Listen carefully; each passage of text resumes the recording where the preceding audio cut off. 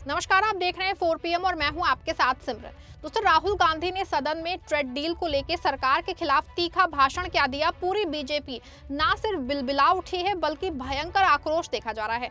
एक और जहां निशिकांत दुबे राहुल गांधी की सदस्यता छीनने पे जुट गए हैं, तो बीजेपी के सभी सीनियर नेता कह रहे हैं कि राहुल गांधी ने देश को गुमराह किया है। लेकिन बड़ा सवाल है कि राहुल गांधी ने कहां देश को गुमराह किया है। हालांकि इस बीच एक बड़ा खुलासा जो है कांग्रेस के एक सीनियर लीडर ने किया है। जैसे कि ये खुलासा सामने आया है, ना सिर्फ ईडी, सीबीआई जैसी बड़ी एजेंसियों की पोल खुल गई है, बल्कि महादेव बेटिंग ऐप का जिन्ना एक बार फिर से बाहर आ गया है। कांग्रेस के वो कौन सीनियर लीडर हैं जिन्होंने बड़ा खुलासा किया है और कैसे इस खुलासे ने पूरे मामले में भयंकर पेंच फंसा दिया है, सब कुछ आपको अपने इस रिपोर्ट में अच्छे से बताऊंगी।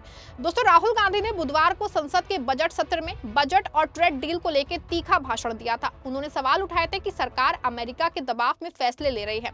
उन्होंने बाकायदा तथ्यों के साथ इस बात का खुलासा किया था, बताया था कि ट्रेड डील देश के लिए नुकसानदायक है, किसानों के लिए खतरा पैदा कर सकती है। राहुल गांधी ने सदन में यहां तक कह डाला कि पीएम मोदी ट्रंप के प्रेशर में है और उन्होंने इस बीच एप्स्टीन फाइल और इसमें शामिल अनिल अंबानी और मंत्री हरदीप पुरी का नाम लिया। इस पे सत्ता पक्ष ने ऐलान किया कि वो विशेषाधिकार हनन का प्रस्ताव लाएंगे, लेकिन फिर बाद में सरकार इससे पलट गई और मंत्री हरदीप पुरी का सदन में बयान कराने का ऐलान किया। उसके बाद भाजपा नेता की ओर से एक स्वतंत्र प्रस्ताव लाया गया, जिसमें राहुल गांधी की संसद सदस्यता छीनते समय उनको सदन से हमेशा के लिए अयोग्य किए जाने की डिमांड की गई और पूरी बीजेपी एक सुर में कहने लगी कि राहुल गांधी का बयान बहुत ही बचकाना और बिना तथ्यों के है। आप सबके भरोसे से हमने हमेशा मजबूत और सच्ची पत्रकारिता की है। चैनल को आप सबने सब्सक्राइब तो कर ही रखा है, हमारे चैनल को ज्वाइन भी कीजिए। हमारे चैनल के मेन पेज पे जाइए, जहां सब्सक्राइब लिखा होता है ठीक उसी के बगल में आपको ज्वाइन का विकल्प दिखेगा। ज्वाइन बटन पे क्लिक करके पेमेंट प्रोसेस पूरा होते ही आप हमारे सफर का मजबूत हिस्सा बन जाएंगे। लेकिन सवाल है कि कल जो बीजेपी संसद और एप्स्टीन फाइल पे काफी आक्रामक, आज अचानक क्यों राहुल गांधी के ट्रेड डील के भाषण को लेकर आक्रामक हो गई है। बता दें आपको, बीजेपी की ओर बहुत से बयान आए हैं, लेकिन राहुल गांधी ने जहां पे गलत तथ्यों के साथ बात की है कोई नहीं बता रहा है।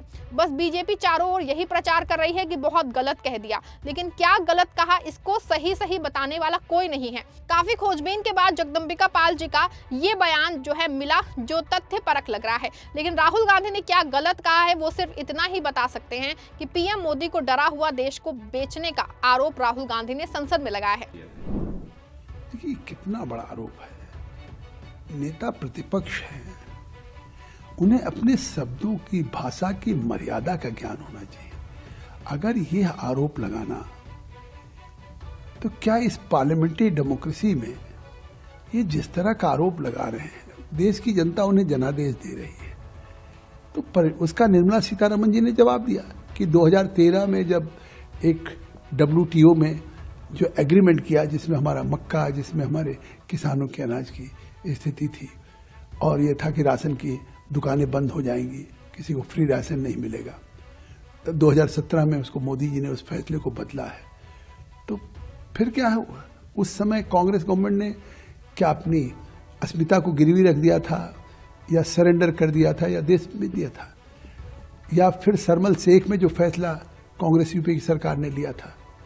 तो इस तरह से वो सदन में नेता प्रतिपक्ष हैं, कम से कम सरकार की चाहे जितनी आलोचना करें, लेकिन जिस तरह का आरोप लगाना, जिस तरह क्या मतलब बिना किसी तथ्यों के देश को गुमराह करना, और मुझे लगता है कि कल भी जिस तरीके से कह रहे थे उसका निर्मला सीतारमण ने जवाब दिया है।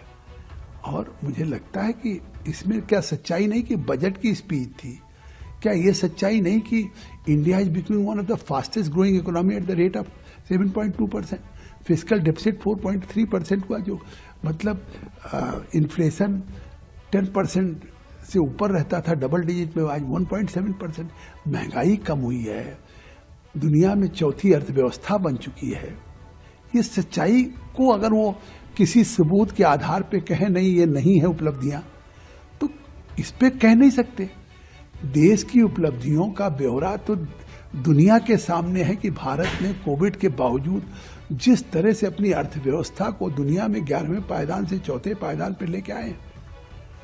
तो अब अगर वो नहीं है तो इस तरह से केवल भारत को बेच दिया या किसी तरह से मतलब कुछ डर गए मोदी जी आंख नहीं मिला सकते, तो मुझे लगता है एक नेता प्रतिपक्ष का ये भाषण है, ये तो सड़क के किसी मतलब मवाली का भाषण। सुना आपने, जगदम्बिका पाल का कहना है कि पीएम मोदी को डरा हुआ बता दिया और देश को बेचने का आरोप लगा दिया। लेकिन सवाल है कि अगर ट्रेड डील बहुत अच्छी कर ली गई, चारों तरफ से भारत का फायदा होने वाला है और ट्रेड डील में कोई दबाव नहीं है, तो सदन में ही बीजेपी को ये बात रखनी चाहिए कि ट्रेड डील में कोई गलती नहीं है। रूस से तेल खरीदने का फैसला भारत का व्यक्तिगत है। ट्रेड डील की जानकारी ट्रंप को पहले देने के लिए पीएम मोदी ने ही कहा था। पीएम साहब के आदेश पे ही ट्रंप ने ट्रेड डील और ऑपरेशन सिंदूर का फैसला सुनाया। लेकिन बीजेपी सदन में ये बात न कह के ट्रेड डील से क्या क्या फायदा ये बता के सिर्फ यही कह रही है कि राहुल गांधी ने बहुत गलत बोल दिया।